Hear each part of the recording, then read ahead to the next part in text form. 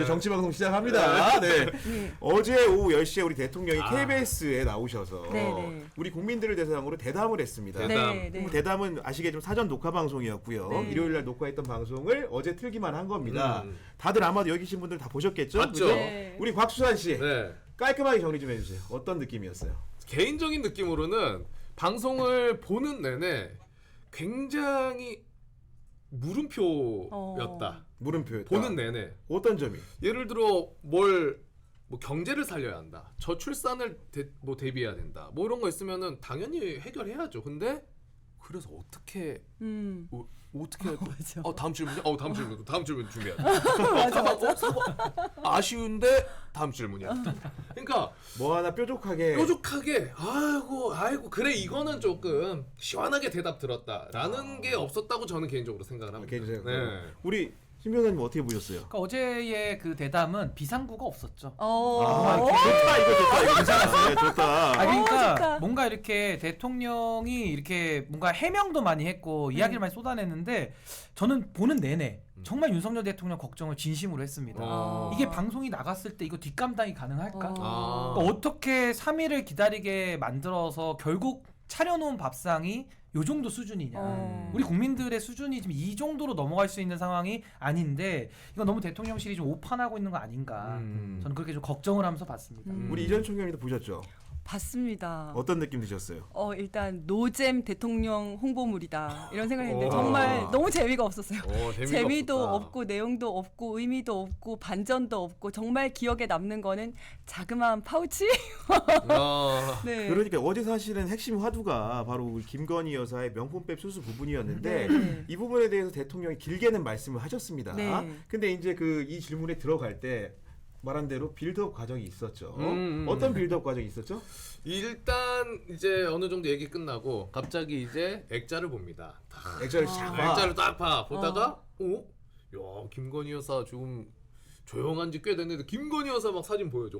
갑자기 김장하는 모습 나오고 김장 막 그리고 강아지 우리 강아지랑 같이 유기견 있고. 막 스토리가 그래 유기견 뭐 안내견부터 해서 내가 입양도 했고 막 그러더니 이제 그 디올백 넘어가기 전에 게시경을 또 한번 싹 다룹니다. 게시경 금지법을 금지법 얘기하면서 관련해서 우리 여사가 이런 법안 통과에 대해서 영향 끼친다고 말을 했죠. 그리고 나서 이제 디올백이 아니죠. 조그만 파우치요.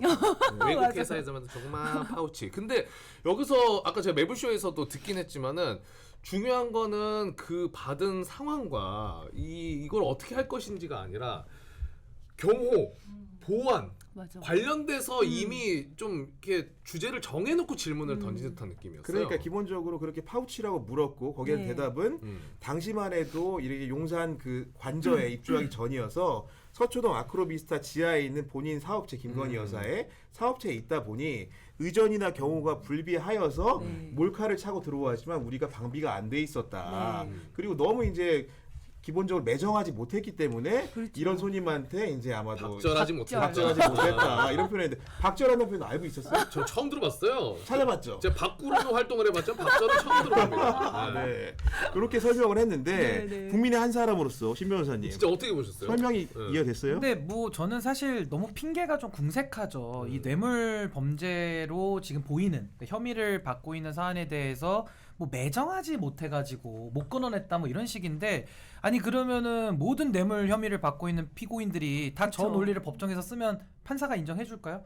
제가 박절을 해가지고 제가 매정하지 못해서 놓고 가는데 안 받을 수가 없어서 받아서 제가 인허가 내줬습니다. 이러면은 그 사람 무죄 되는 겁니까? 동양 사람이라고 계속 얘기하는데 어떡하냐? 내지는 아니 앞으로 잘할 테니까 좀 봐주십시오. 이런 판사님이 봐주나요? 그게 아니거든요. 그러니까 저는 지금 이게 함정 몰카 내지는 뭐 정치 공작 이렇게 이야기를 하는데요.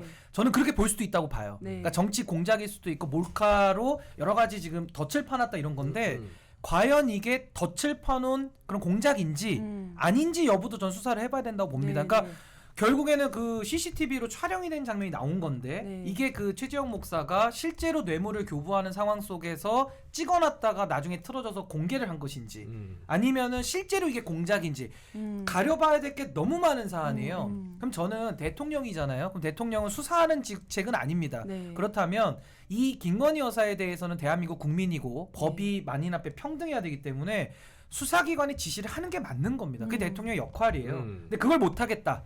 그럼 이렇게 쓸데없는 핑계로 아무리 감싸려고 해도 이거 정리가 안 된다고 저는 생각합니다. 그래서 저는 이제 더 이상 윤석열 대통령에게 우리 국민들이 사과를 요구하지 않는다. 이제는 김건희 여사에 대해서는 수사 단계로 넘어가서 수사를 통해서 저는 진실을 밝히고 법에 따라서 처벌하는 것이 네. 죄가 없으면 처벌 못하죠. 네. 그러니까 이 단계로 넘어가야 된다. 저는 봅니다. 이총영님도 이제 수사를 좀 해보셨잖아요. 네. 근데 대통령의 워딩 중에 보면 수사기관에 명확한 가이드라인을 줬다고 의심할 만한 대목들이 있습니다. 그래요? 네. 뭐라고 얘기했냐면 이거 규정이에요.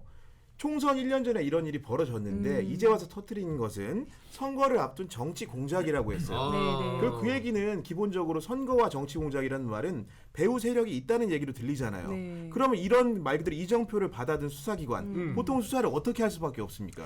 이제 가이드라인이 주어졌으니 그 안에서 수사를 하게 될 가능성이 높죠. 그러면. 그렇죠. 그 이런 거에 압력을 일선에 있는 조사관들이 받을 수밖에 없는 거죠. 이런 내용들을 그럼요. 보고. 네.